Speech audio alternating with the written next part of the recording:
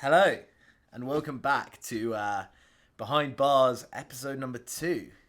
Exciting. Exciting. Who would have thought we'd actually do another episode? I know.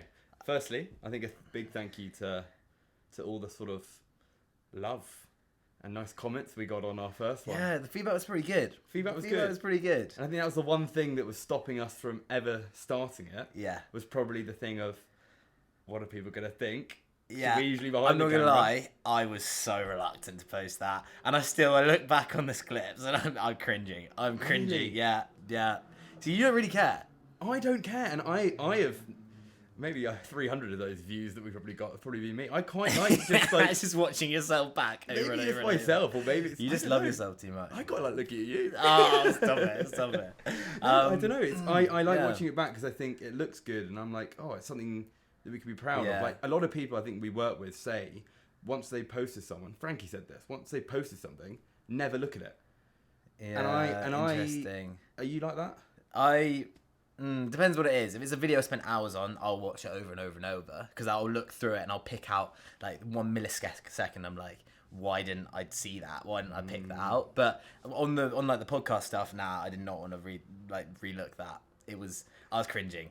Luckily, I'm the one who edits it, so actually Yeah. I can put out. If I was editing the podcast, mate, I'd just remove I'd probably I'd enhance my voice to make it sound really deep and sexy. I spent ages doing that. Oh dear. But yeah, we made it to episode 2. So Exciting. So what So, are yeah. what are we talking about today? quick one. This episode is sponsored by Hype Cookies. It's not actually sponsored, But we had the privilege of working with Hype Cookies the other day, and we have 40 of these things. we've got so- about 40 of these. And what I love most about these cookies is that if you do a 15-minute HIIT workout before having one of these cookies, the net calorie gain is actually 0. Because if you burn 500 calories before having one of these, you're technically not having any calories. This man thinks he can burn 500 calories in 15 minutes. Well, if you do a 5K, that's 20 minutes. And that is about... 20 minutes for the average runner. Okay, well, 25 minutes. But 5K is about 500 calories. I reckon one of these is about that. And they are Yeah. fucking good. You should do some ASMR. I think we'll keep this angle on me to save this man's dignity. Anyway, today we sort of wanted to talk about starting out and sort of maybe some of the feelings and emotions and the stresses. What were we and doing things a of year that. ago? This time a year ago, where were There we? we go. We'll start on that. This time a year ago, we had moved to London. Yeah, Several we moved months in. before. Yeah, about September. So we were like 7 months into London. Yeah, we were. Yeah, we were actually pretty deep into London. One question that people sometimes ask me is, how do we get our first client? And I'm trying to think. I remember getting my first initial client when I was at uni, but actually once we moved to London, This is the thing of London. It's been a bit of a blur, I think, and the start was obviously quite quiet, and now it's ramped up so much that now, looking back to the start, is quite weird. And I think that's obviously why we started this now, because then you can look back and you can be like, oh, well, that's what our first one was. I think our first filming thing, especially in sport, was Jay. So Jay was working with Under Armour at the time. We went along and did some stuff for free. I remember doing so much stuff for free. I think that was one thing that we were both quite lucky with, is we still had quite a lot of work from our clients that we were uni with. I remember going back to Exeter so many times, just because that was where I had most of my work. So actually the jobs I was doing in London at the time, a lot of them I was just like trying to get my name out there, just networking. See, I don't think I did. Once I left Oxford, I kind of cut ties a little bit, because I think that was not what I wanted to be doing. I did not want to be in clubs, and I think I'd done that for obviously like a half a year, whatever, a year, and I was like, right, London, fresh start. Let's go into the stuff we like doing. Fitness, perfect. Let's crack on and do some free stuff, and that obviously led to then some paid stuff. But yeah, so going back to keep it on topic, going back to what you would tell someone if they want to land their first client in whatever space they're sort of wanting to film in. Just do everything for free. I remember we shot for the art gallery. Did like 2 or 3 jobs for them, and I was kind of wanting the cash to come in. suddenly they did give us a fair amount of cash from that. So, you know, it was kind of proving ourselves to them that we were willing to work hard, but then also proving over time that I wouldn't do that again. I wouldn't do more than one job for free. No. If the client's not paying me by the second job, I'm saying no. Yeah. Like, which was kind of looking back on it was naive.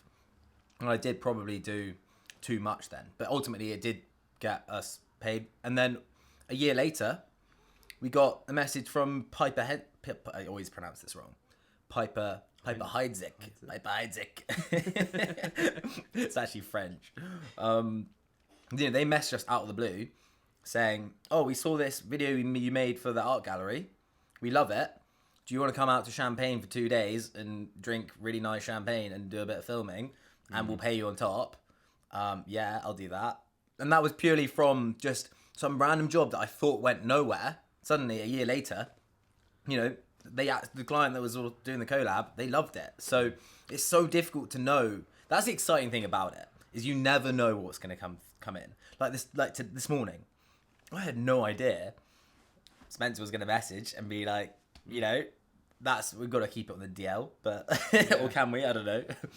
But then you get like, I didn't know that was going to happen. Then suddenly, like, massive opportunity comes up out of the blue. Yeah. Just from, I don't know, just from out of nowhere, really. But it's not out of nowhere because you've done the work. But yeah. Well, that's the thing. You have, I think, at the start, you're like, right, I'm doing this for free, but when's the paid stuff going to come in? You have that mindset of like, it does start to suck a bit.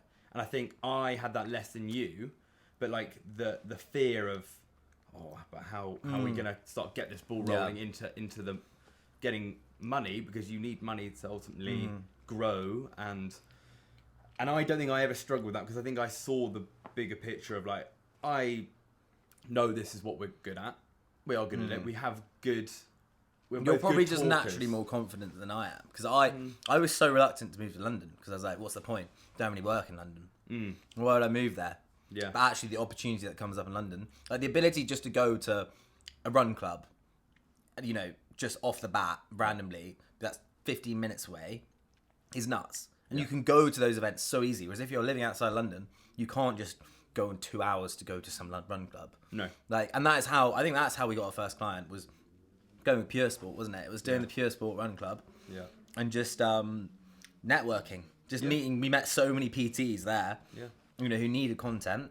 Yeah. And then their, you know, PTs that followed them saw that their content was kind of cool.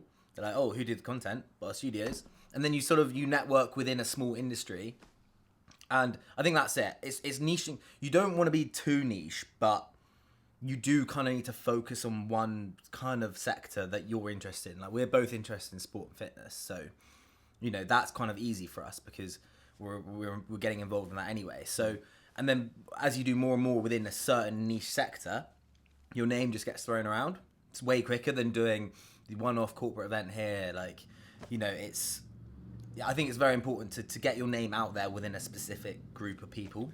Yeah, I agree. But also, then comes the problem of, right, so a client comes to us and they've seen all our fitness content, but they're a corporate company that does events in something else.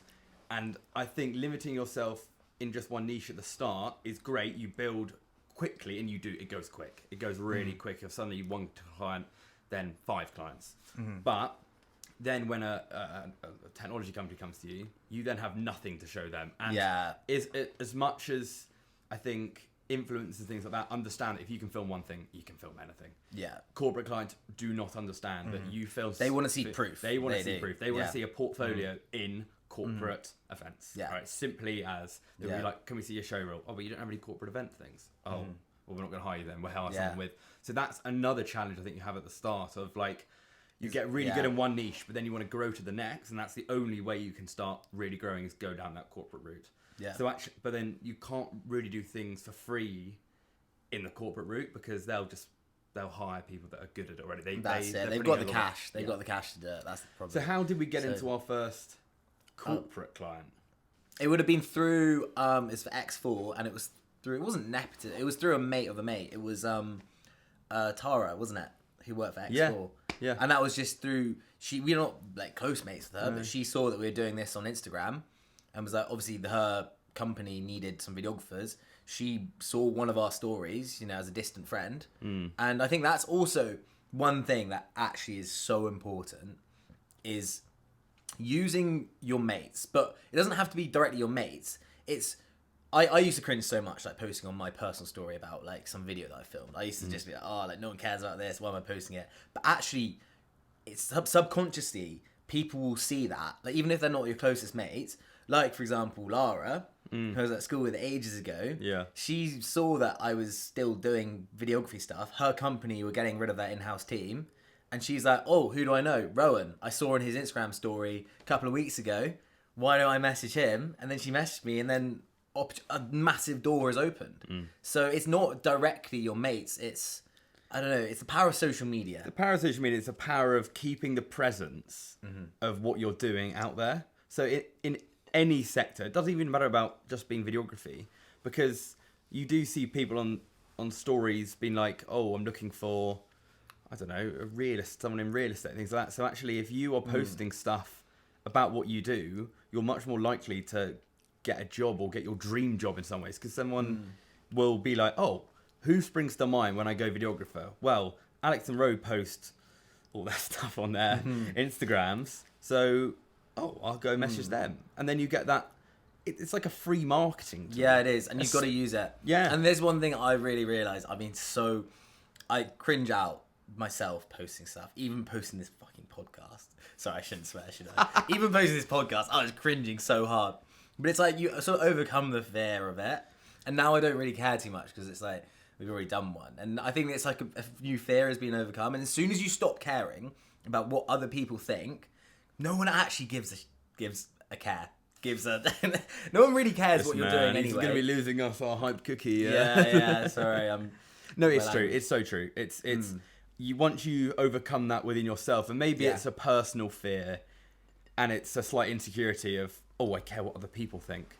And once you've gone, oh, no one actually really cares. If you're producing something that's good, and you like it, and you think it's good and worthwhile for people to watch, then people will also resonate with that. And also, I think if you're confident about it, I think if you do something half-hearted in life, people they can take the piss out of that, because it's like, oh, is that very good? Is that very well done? And then people will start, taking the bait. But if you do something properly from the start, I think people would go, oh, you know what? I respect that. I think it's true. And I think if you take it seriously what you're doing, I think this goes to anyone who has a passion for something. If they're taking it really seriously and, you know, they actually know a lot about it, like it could be in anything, you do respect it a lot more when there is their solid passion.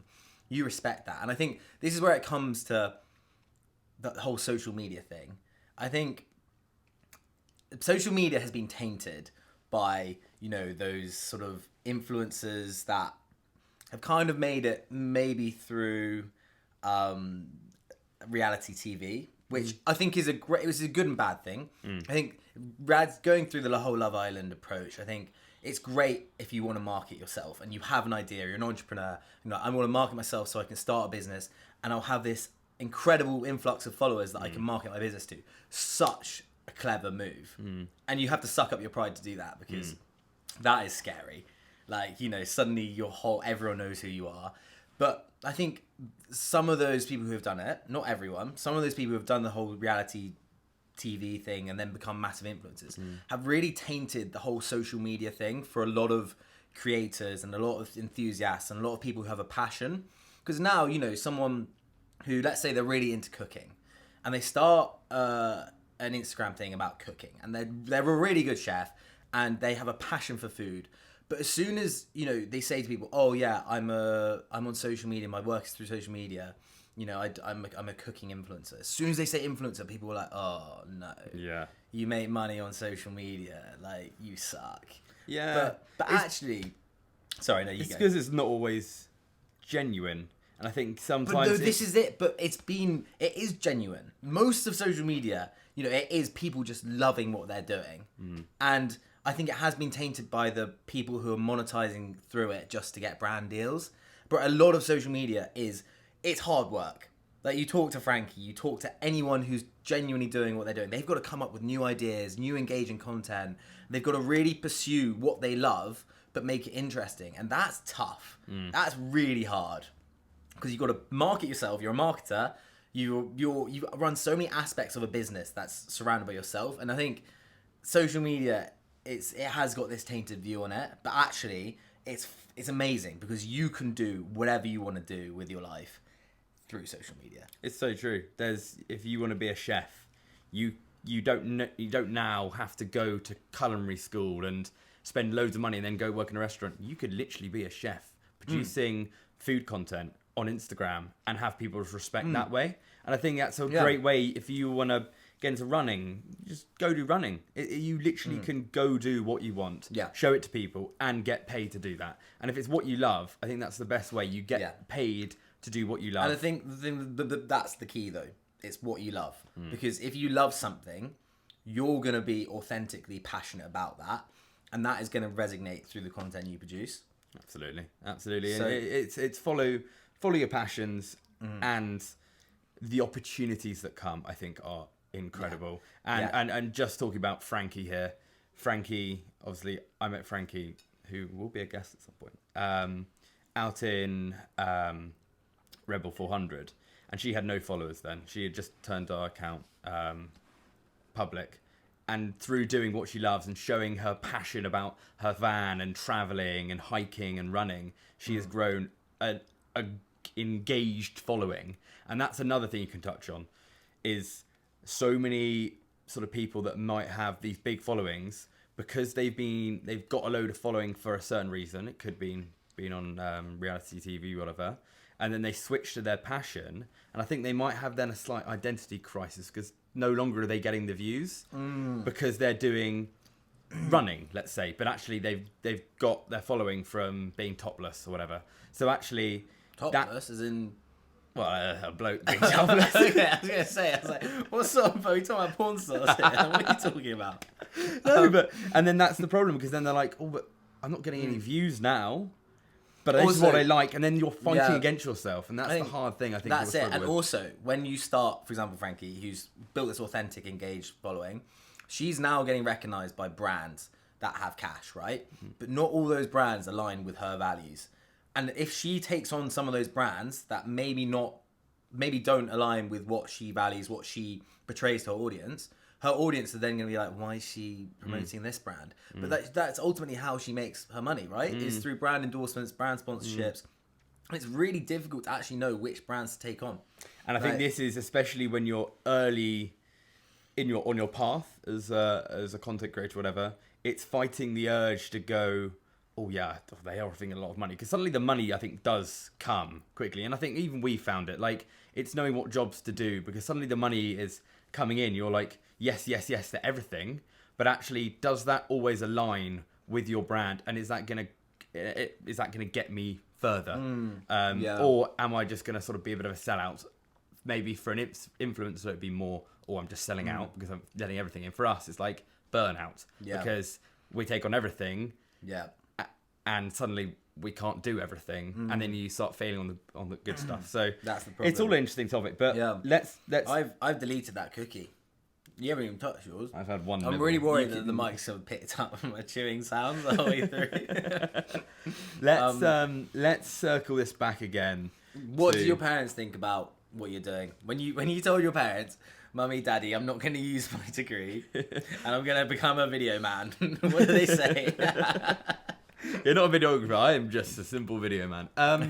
My parents, genuinely, and this was to my surprise, I was not expecting this, were really, really behind it because I think when I first picked up a camera, it was my dad's camera. I would just take photos of flowers and random things. And reindeers.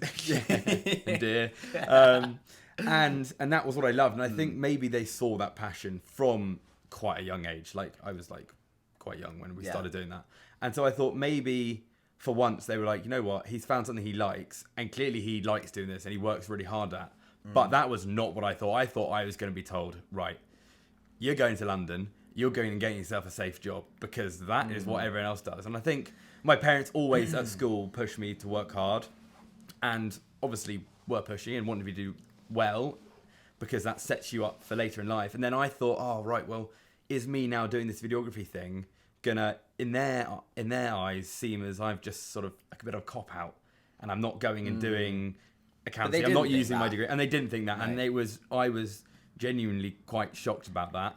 But yeah, I'm happy they did, because it allowed me to fully embrace it. And I think if they were sort of being pushed to be like, oh no, like maybe don't do that, then I think I would have been like questioning myself, and that suddenly means I'm not putting all my love into it, and you're not doing making good work. What about you? I remember. My thing is, I'm not. I was never that. I still see that I'm not that transparent with my parents about what I'm doing. I've been more so recently telling them what I do. But at the start, they didn't really know that what sort of stuff I was doing was at uni. They just thought that I was photographing the club night. But that was actually probably 50% of my time alongside my degree. Like, I was probably putting more effort into that than my actual degree. So they didn't never really realize how much time I was putting into it. So when I did finish uni, I remember Dad was sort of I remember he said, "Is like, oh yeah, if you do want to follow your video passion, like I will let you, like you don't, as in like, you know, I'm not, you can do what you want kind of thing."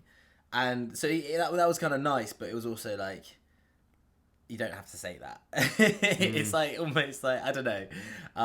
No, it did take the pressure off. But then I remember he kind of, I went and did some insurance work, and I think it was interesting, very interesting industry to go down. But it wasn't for you. Not for me. I think for me, I firstly can't sit still. I can't sit at a desk for that long unless I'm really interested in what I'm doing. And I just remember all these guys like, being really gassed about being able to have a really long lunch. And they're like, yeah, it's sick. Like, we can, you know, take a client out and we get to spend hundreds of pounds on long lunches. And I'm just like, is that cool? Like, is that the meaning of working hard? Exactly. I was like, that's a perk for your job. Mate. I couldn't think of anything worse than sitting with the client for a long lunch. Like, I'd rather be out doing something, you know. And so, that is the thing. You'd rather be out and about, I think, than sat down at desk. You're an outdoorsy person. You're a fitnessy person, and you can't sort of just sit behind a computer and do that. And that's who you are. There's obviously people that, but also that is to my own parents' fault that they've driven that into me. Like, when we were younger, you know, we'd never go on a nice beach holiday. We'd always be like, Dad's like, pack your bikes up. We're going bike packing down a river. You know, we're camping every day. And now he expects me to go into a corporate job. It's like, no, Dad. You have wired me to be outside. Yeah, exactly. So I think obviously, you know, it's how you brought up. And also, my dad never really did a corporate job. He's always sort of worked for himself, worked hard. And I think, you know, growing up, I'd always go help Dad at work, and it was very much manual labour, shoveling gravel off a conveyor belt so that they could start the tarmac plant up. So he's made road surfacing material. And it was very much like, I think when it's tangible hard work, like you can physically see it, you really appreciate it. It is. Like, when I went to work with my dad, I saw how much work that was. Like, in terms of like the blood, sweat and tears that he put into that. You know, if a machine broke down, he'd be crawling up a little tunnel making sure it was going to work, because that, otherwise if it's not running, that's no business for him, no cash. Whereas I think a lot of people, they don't, you know, you hear about what your dad does if he's working in corporate world or whatever, but you'd never see what work it is. Whereas for me, it's very easy to see. My dad's got a spade in his hand, he's working his arse off, you know? Yeah. So I think that's kind of drove into me the sort of hard work mentality in a weird kind of way. I think that's, for both of us, that's the thing. My dad's a farmer, and it's very, as Rose says, it's very easy to see hard work, and also hard work pays off. And so into us, sort of driven into us, maybe it's like you work hard, you work long hours at something that you ultimately love, because our parents wouldn't have done what they did if they didn't love it, because that is some long hours farming. They're long hours. You getting 4 hours sleep and lambing. You are working 12 hours straight, 15 hours straight. And if you don't put the work in, mate, if you don't feed those sheep are dead. They're dead. Yeah. They're not coming back to life. And so you need to have a proper, like a serious passion and love for what you're creating to want to do that. And then, so I think that's maybe, without us even realising at uni, being installed in us to go, what, right, like we could take this option, but actually, why don't we go do what our sort of parents like, follow a passion for business and Find a whatever. reason other than just cash. And a reason other than cash. Which because is a lucky, very privileged thing to say. Yeah. But I think when you know you've worked hard, like I wouldn't have just gone straight out of uni and picked up videography. I very much knew, I had an inkling that I could make it work as a business because I'd been doing my full final year and I was making cash. So I knew that there's a possibility of making cash. And that's the hard thing when you say to someone, oh yeah, quit your, the classic like Andrew Tate rubbish that you see. It's Quit your job, like, get out you're of in the the Matrix. You can't do that because quit your job, your money's gone. How are you gonna pay rent? Yeah. So I think ultimately, if you in that 9-to-5 job, or you've got to build up your passion on the side, as hard as that is, just so then when it does come to, okay, I'm taking that leap, you have got that experience, you've got that kind of stuff. I think that both of us, we were so lucky that we started doing it in our final year uni, where realistically our main focus is get the degree, and then whatever you do on the side, whether it's drinking with your mates or whatever you decide to do, that's a bonus. And for us, luckily, we made the decision to let's make a bit of cash in the club. Yeah. And that's materialised into this. So when we finish uni, it's like, okay, no, we've done a year of this now. May as well carry on and see what we can do. So we were very lucky in that sense. Let's bring this to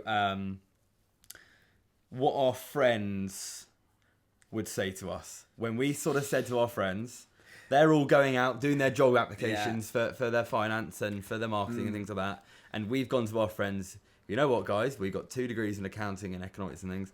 And we're going to just film some videos. I think we're gonna make a little video business and move to London. Yeah. And we don't have any clients here. Oh, it's funny you say that, because I remember when I was sort of a couple of months into my final year at uni, and I'd been spending a lot of my time filming in clubs.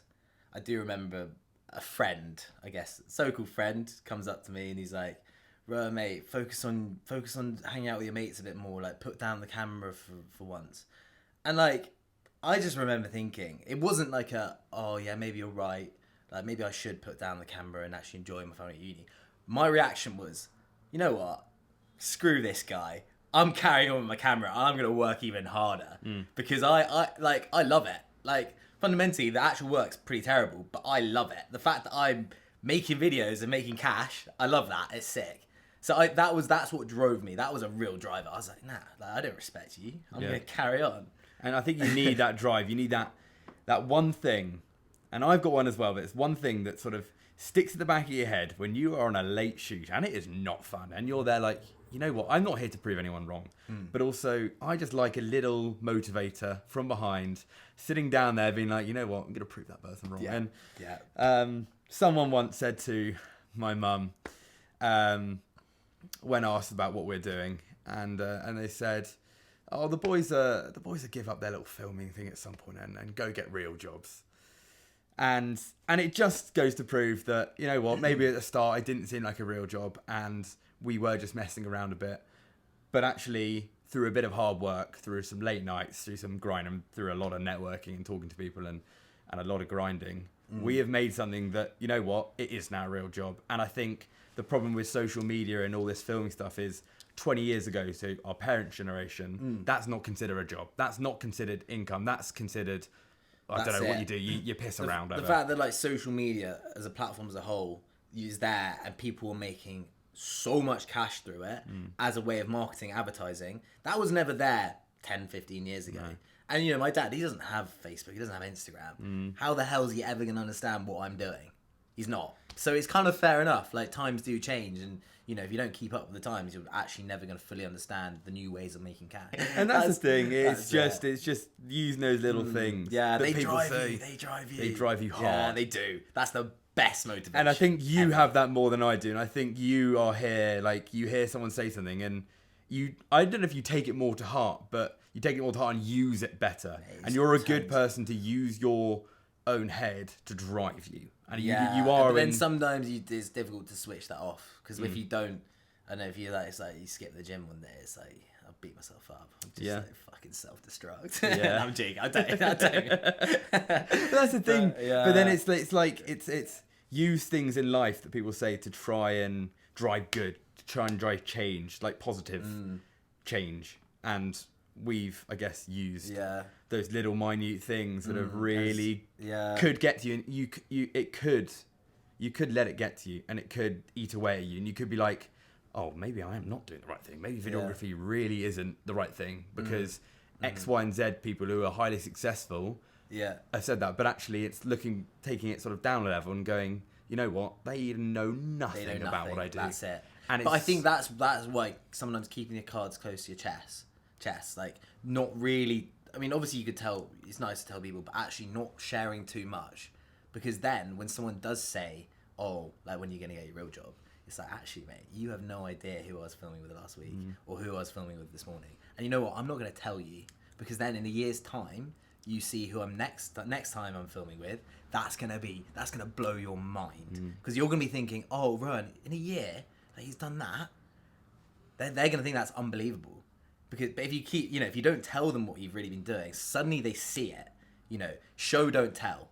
That's what I always think. Don't tell someone something, show them. Let someone see Let your someone see success. it. Don't tell them it. Don't Mate. tell them, because I think as soon as you start telling people things, Mate. you're bragging, but you're like it just seems wrong. It's not. It's not. But that's it. When someone finds out for themselves, it hits way harder. Yeah. And it's way cooler. Because I think then they come to you and be like, God, I didn't know you were doing this. Yeah. And then so you're why like, you tell me "Oh, that? well, It's like, oh, well, it's just not that cool. Like, No. you see, I'm working with next week. I'm joking.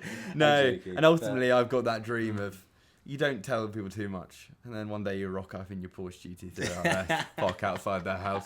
So how's business? Are you still doing that little videography Yeah, job? how's your photography going? You want to come for a ride in my Porsche? You're such a prick. Oh dear. Oh, dear. I think that probably wraps it up quite nicely, doesn't it? It does. It does. Well, thank you if you made it in this far again to podcast number 2. We've got some fun ideas for this, I think. Guess. Yeah. I'm now away for the next 2 weeks, but this man, I think, is going to be leading If I've a got to do a solo app, that's going to... solo episode with our first guest, hopefully, which I am looking forward to watching from Egypt. Whilst he's here in lovely cold London. Yeah. But no, thanks again. Yeah. Honestly, for all the lovely comments and things we have, it means a lot to us, and hopefully you can provide something or make something that people find interesting and can enjoy in half an hour of their day. Yeah. Goodbye, everyone. See you soon.